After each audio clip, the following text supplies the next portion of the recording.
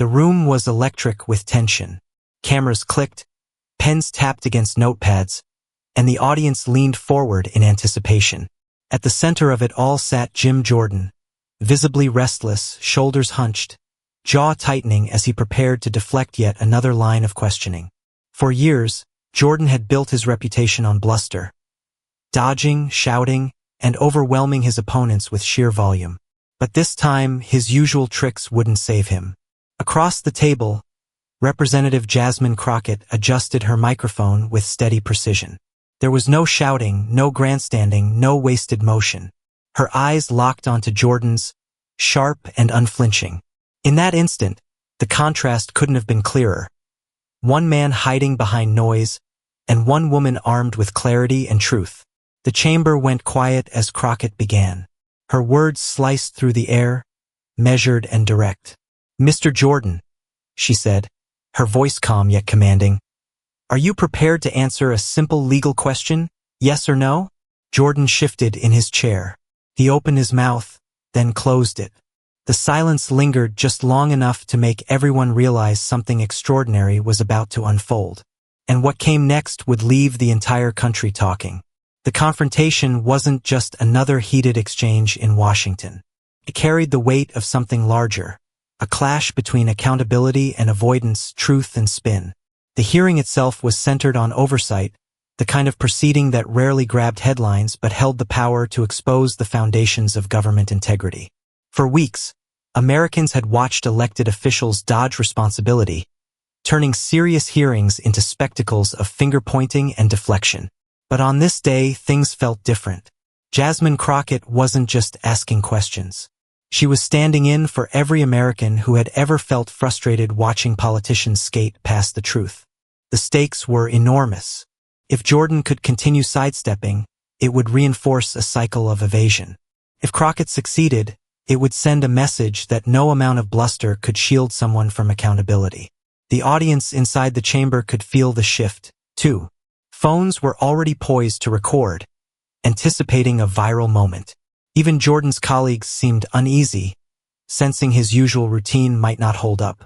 And just as he leaned back with that familiar smirk, confident he could wriggle away, Crockett leaned forward. Her tone sharpened. Her next words made it clear. This time, evasion wasn't an option. To understand why this exchange carried such weight, you have to understand Jim Jordan. For years, he had carved out a reputation in Congress as the loudest voice in the room. He was combative, relentless, and rarely bothered with detail. His brand wasn't about carefully reasoned arguments. It was about force, volume, and intimidation. Critics pointed out that Jordan often used bluster as a shield. When pressed on specifics, he would pivot, filibuster, or turn the attack back on his opponent. It was a strategy that had earned him airtime and loyalty from his base but left others frustrated by his unwillingness to engage on substance. In hearings, Jordan thrived on spectacle. He raised his voice, wagged his finger, and leaned forward in dramatic bursts. For years, these theatrics worked. Opponents grew flustered, time ran out, and the hard questions never got answered. But that style carried risks. The more Jordan leaned into aggression, the more it exposed a fundamental weakness. When stripped of theatrics, he often had little of substance to offer. He wasn't a detail man. He wasn't a legal mind.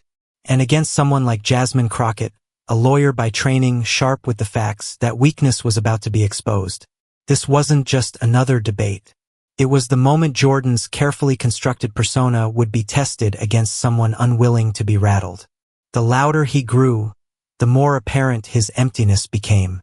And on this day, he would find himself face to face with a voice that refused to be drowned out.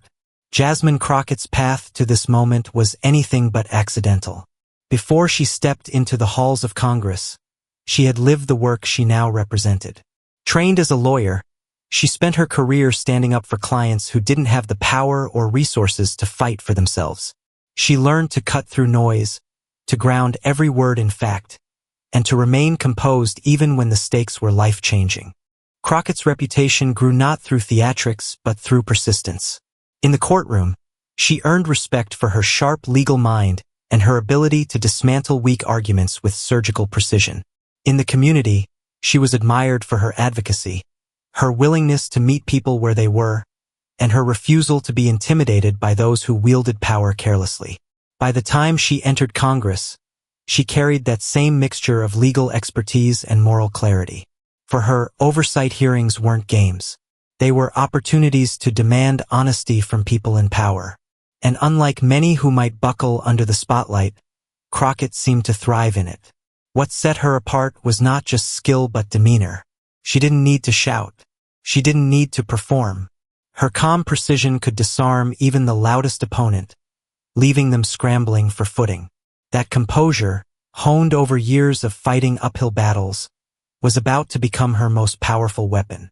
On this day, as Jim Jordan leaned on his usual bag of tricks, Crockett had something far stronger: patience, facts, and an unshakable confidence that truth would win out.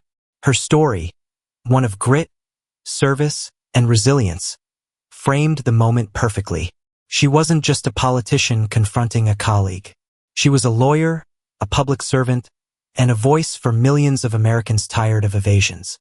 That combination made her not only prepared but destined for this exact confrontation. And as the hearing continued, viewers would soon realize they weren't just watching a clash of personalities. They were witnessing the collision of two very different ways of wielding power. The back and forth began predictably. Jordan raised his voice, interjecting mid-sentence, gesturing wildly as if volume alone could dismiss the questions. His words poured out in rapid bursts, designed less to inform and more to overwhelm. But Crockett didn't flinch. She let him finish, her expression steady, almost amused. Then, with a measured calm, she repeated her question. "Mr. Jordan, this isn't complicated. It's a matter of law. Will you answer it directly?" The chamber buzzed with anticipation. Some smirked, sensing the imbalance growing. Jordan's face flushed as he leaned into his microphone, his tone sharp. "Representative, I've answered that already." But he hadn't. Everyone knew he hadn't. The exchange grew sharper. Jordan's interruptions became frantic. Crockett's tone remained even, her questions more pointed. Each time he dodged, she brought him back. Each attempt at bluster only highlighted the gap between his noise and her clarity. Finally, she paused, letting the silence work for her. Then, with deliberate precision, she posed the question one more time. It was a simple legal question, the kind he should have been able to answer instantly. The kind that stripped away performance and demanded substance. And in that moment, Jordan froze. The room seemed to shrink as all eyes turned toward Jim Jordan. His lips parted, his brow furrowed, but no words came. For a man known for dominating the microphone, the silence was deafening. Crockett leaned back slightly, not smug, not overbearing, but steady. Her expression told the story. She had asked a fair question, and he had nothing. "Mr. Jordan," she pressed again, her voice calm but edged with finality. "Are you telling this committee you cannot answer a basic question of law?" Jordan shuffled papers, glanced around, muttered half-sentences. But nothing landed. The bluster was gone. His voice, usually booming, was reduced to a stumble. Cameras zoomed in. Staffers whispered. A faint ripple of laughter passed through the room. It wasn't just a failure to answer, it was the unraveling of a persona built on dominance. Crockett seized the moment, but not with arrogance. Instead, she let the silence speak. She didn't need to raise her voice. She didn't need to twist the knife. The contrast was already devastating. Finally, she delivered the line that would echo far beyond the hearing. "If you cannot answer, Mr. Jordan, then perhaps the American people already have their answer." Gasps. A beat of silence. Then murmurs spread like wildfire. The phrase was clipped, replayed, tweeted, and within minutes millions were watching. Jordan slumped back, visibly rattled. Crockett had done what few had managed. She had dismantled him not with volume, but with poise. In that instant, the narrative flipped. The so-called aggressor was exposed as hollow, and the steady challenger emerged as the undeniable force. It wasn't just a mic drop. It was a seismic shift. Within hours, the clip flooded social media. Hashtags like hashtag Crockett crushes Jordan and hashtag answer the question trended nationwide. Memes spread, showing Jordan frozen mid-silence, while Crockett's composed expression was celebrated as the image of accountability. News outlets replayed the moment on loop. Commentators called it a defining clash of style versus substance. Late-night hosts joked about Jordan's lost words. Activists praised Crockett as a rising star, proof that sharp legal minds could cut through political noise. Celebrities chimed in. Verified accounts applauded her precision. Political analysts dissected every pause, every line, calling it a masterclass in dismantling evasion. But beyond the viral buzz, the ripple effect reached deeper. For many, the moment symbolized more than just one debate. It was a reminder that truth, calmly delivered, could still triumph over bluster. People began sharing the clip with captions like, "This is what we need more of in politics." Even those who weren't regular followers of congressional hearings found themselves captivated. The confrontation had become bigger than politics. It was about dignity, intelligence, and the power of composure. And as the clip spread, one thing became clear. This wasn't just Crockett's win. It was a cultural moment. The dust settled, but the meaning lingered. Jasmine Crockett's exchange with Jim Jordan wasn't about scoring points. It was about reminding the nation that accountability still mattered. In a time when shouting often drowned out substance, she proved that calm clarity could cut through the noise. Her message was simple but powerful. Truth doesn't need theatrics. Dignity doesn't need volume. And arrogance, no matter how loud, collapses when faced with precision. For viewers across the country, it became more than entertainment. It was reassurance that politics could still serve the people, that representatives could demand real answers, and that the values of honesty and responsibility still had champions in Congress. As Crockett left the chamber that day, the applause wasn't only for her. It was for the idea she represented, that truth, calmly and firmly delivered, still had the power to shake even the most entrenched figures. The moment will be remembered as one of the clearest examples of substance defeating spectacle. Jasmine Crockett didn't just challenge Jim Jordan. She exposed the emptiness of his tactics and reminded the country of what accountability looks like. For those watching, it wasn't just politics.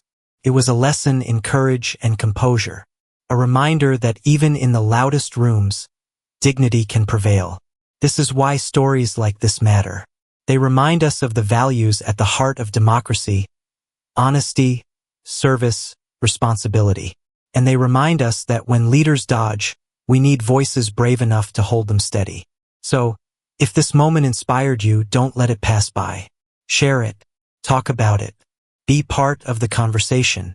Because when we amplify truth, we strengthen it.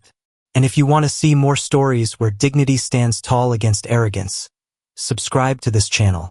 Together, we can keep lifting up the voices that remind America of who we are and who we can still be. Because when the microphones are switched on and the world is watching, truth deserves to be louder than noise.